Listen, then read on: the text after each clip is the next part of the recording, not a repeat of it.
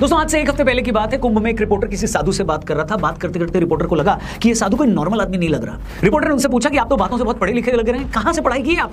इस पर साधु का जवाब था आईआईटी बॉम्बे से एरोस्पेस इंजीनियरिंग की है। ये सुनते ही रिपोर्टर सन्न रह गया। कुछ ही देर में पूरे सोशल मीडिया पर ये इंटरव्यू वायरल होने लगा। ट्विटर से लेकर इंस्टा, यूट्यूब, फेसबुक, हर जगह इन्हीं बाबा की चर्चा होने लगी। धीरे धीरे पूरे देश दुनिया का मीडिया उनका इंटरव्यू लेने के लिए लाइन में लग गया। आज उस इंटरव्यू को सामने आए एक हफ्ते से ज्यादा हो चुका है, मगर एक हफ्ते बाद भी आईआईटी बॉम्बे वाले बाबा पूरे इंटरनेट पर छाए हुए। ट्विटर और इंस्टा पर उनके नाम के हैशटैग चल रहे हैं। उनके फैन पेज तक को लाखों फॉलोअर्स मिल चुके हैं। उनसे जुड़ी एक एक रील को लाखों व्यूज मिल रहे हैं। मतलब जिस शख्स को 10 दिन पहले तो कोई नहीं जानता था, वो सिर्फ 8-10 दिन में इतना पॉपुलर हो गया जितने पॉपुलर हजारों कंटेंट क्रिएटर्स कई सालों तक वीडियो बनाने के बाद भी पॉपुलर नहीं हुए।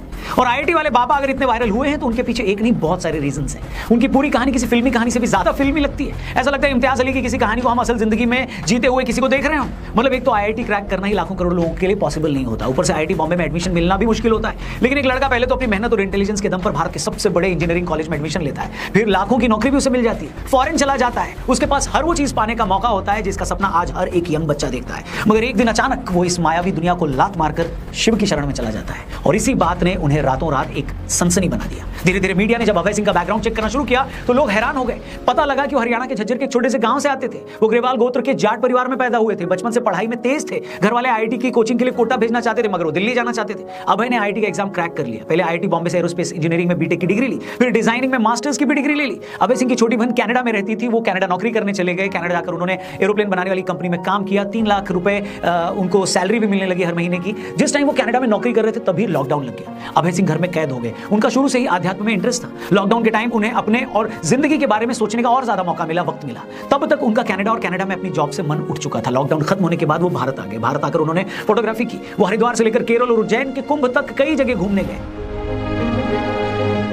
अभय ने अपने कई इंटरव्यूज में खुलकर बताया है कि उनके माँ बाप बहुत ही टॉक्सिक रहे हैं, हरदम लड़ते थे। उन्हें लड़ता देखकर उनका शादी से भरोसा उठ गया था। अभय ने कहा उनके माँ बाप हमेशा झूठी शान में लगे रहते थे। उनके पिता ने जितना पैसा उनकी पढ़ाई पर खर्च नहीं किया, उससे ज्यादा पैसा उन्होंने खुद राजनीति में जाने पर लगा दिया। उनके आईआईटी से पास आउट होने के बावजूद उनकी माँ चाहती थी कि वो यूपीएससी भी क्लियर कर ले। अभय ने अपनी माँ से कहा कि मेरा मन नहीं है यूपीएससी क्लियर करने का, कलेक्टर बनने का। तो उनकी माँ ने कहा तुम नौकरी ज्वाइन मत करना, बस यूपीएससी क्लियर कर लो। अभय ने कहा कि उनकी माँ को सोसाइटी में बस ये दिखाना था कि उनके लड़के ने यूपीएससी क्लियर कर लिया है। उन्हें मेरी खुशी से कोई लेना देना नहीं था। अभय सिंह ने अपने कई इंटरव्यूज में अपने माँ बाप को खुलकर कोसा है। उनका कहना है कि माँ बाप भगवान नहीं बल्कि भगवान ने माँ बाप को बनाया है। उन्होंने कहा मैंने सारी जिंदगी अपने माँ बाप को आपस में लड़ते देखा। मैंने उन्हें इतना लड़ते देखा कि मेरा शादी से भरोसा ही उड़ गया। इसलिए मैंने डिसाइड किया कि मैं कभी शादी नहीं करूंगा। अभय कई बार बोल चुके हैं, मगर उनके माँ बाप हमेशा शादी को लेकर उनके पीछे पड़े रहते थे। जब वो उन्हें ज्यादा परेशान करने लगे तो एक दिन उन्होंने घर ही छोड़ दिया। पहले वो घर वालों से फोन पर बात भी करते थे, लेकिन पिछले 11 महीने पहले उन्होंने घर वालों को फोन पर भी ब्लॉक कर दिया। अपने माँ बाप के झगड़ों से अभय इतना परेशान हो गए कि बाद में उन्होंने इस पर एक शॉर्ट फिल्म भी बनाई। जिस टाइम वो फिल्म बना रहे थे उस दौरान उनकी गर्लफ्रेंड हुआ करती थी। वो 4 साल तक उसके साथ रहे,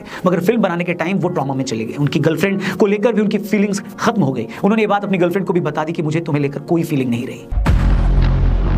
इसके बाद अभय सिंह जिंदगी का मकसद ढूंढने साधु सन्यासियों की शरण में गए। उन्होंने बताया काफी समय तक वो सदगुरु के ईशा फाउंडेशन आश्रम कोयम्बटूर में भी रुके और वहां पर साधना की। इसके अलावा भी अलग अलग जाकर उन्होंने अपनी साधना और तपस्या पूरी करी, क्योंकि ऐसे तो पहुंचे हुए साधु महात्मा किसी को शिक्षा देते नहीं है। वहां जाकर उन्हें अपनी सिंसियरिटी साबित करनी होती है। ये दिखाना होता है कि वो सच में अपनी धुन के पक्के हैं, उनकी नीयत साफ है और वो सचमुच कुछ सीखने के लिए निकले हैं। अभय सिंह ने जब ये परीक्षा पास की तो उन्हें सन्यासी का नाम दे दिया गया। शिव की शरण में जाते ही उन्हें जिंदगी का मकसद मिल गया। अब होता क्या है ना कि जब एक थोड़ा कम पढ़ा लिखा आदमी स्पिरिचुअलिटी के, आध्यात्म के रास्ते पर जाता है तो लोग क्या कहते हैं, अरे तो बेरोजगार था, नशेड़ी था, इसलिए धर्म कर्म में चला गया, पढ़े लिखे लोग ये सब नहीं करते। लेकिन जब एक आईआईटी ग्रेजुएट या आईआईटी बॉम्बे से एरोस्पेस इंजीनियरिंग पढ़ा शख्स प्रारब्ध और तत्व की बात करे, शिव के सत्य होने की बात करे, तो आप उसे हवा में खारिज तो नहीं कर सकते ना। इसलिए हमें यह समझना होगा कि अभय सिंह अपने हर इंटरव्यू में शिव को ही सत्य क्यों बता रहे हैं। अब अगले कुछ मिनटों में जो बातें मैं करने वाला हूं वो हो सकता है कुछ लोगों को समझने में थोड़ी मुश्किल लगे, लेकिन मेरी आप सबसे रिक्वेस्ट है कि आप लोग प्लीज इस वीडियो को पूरी देखिएगा, क्योंकि अगर हमने शिव के बारे में सत्य जान लिया तो हम ये भी समझ जाएंगे कि आखिर वो कौन सा रीजन था, कौन सी वजह थी जिसने अभय सिंह को सारी दुनिया को छोड़कर शिव की शरण में आने के लिए मजबूर कर दिया।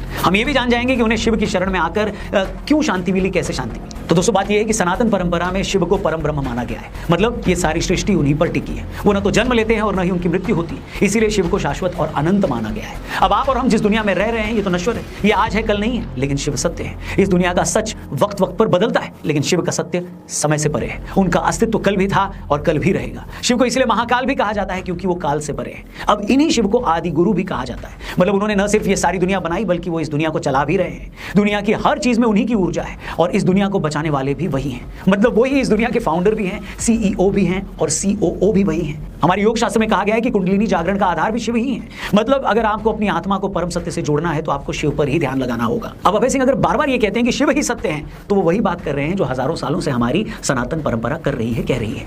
अब जो लोग इस बात को नहीं समझते तो उनके लिए तो ये भारी भरकम शब्द है, मगर जो लोग थोड़ी बहुत भी जानकारी रखते हैं वो अच्छे से जान रहे हैं कि अभय सिंह शिव को ही सत्य होने की बात क्यों कर रहे हैं, क्योंकि शिव ही शाश्वत हैं, अनंत हैं और कभी ना बदलने वाली इस यूनिवर्सल कॉन्शियसनेस के सिंबल भी है। मतलब इस दुनिया में जो भी कुछ है उसमें शिव है, इसलिए कहा गया है कि शिव ही सत्य है। और इसीलिए एक IIT बॉम्बे ग्रेजुएट ने सारी दुनिया की सुख सुविधाएं छोड़कर उस सत्य के सामने सरेंडर कर दिया। अब कहना तो नहीं चाहिए, मगर ज्यादातर रिपोर्टर्स जो इनसे बातें कर रहे हैं या कर चुके हैं, उन्हें या तो इनकी बातें समझ नहीं आती या फिर उन्हें यह पता नहीं लगता कि उनके किसी जवाब में क्या सवाल पूछें।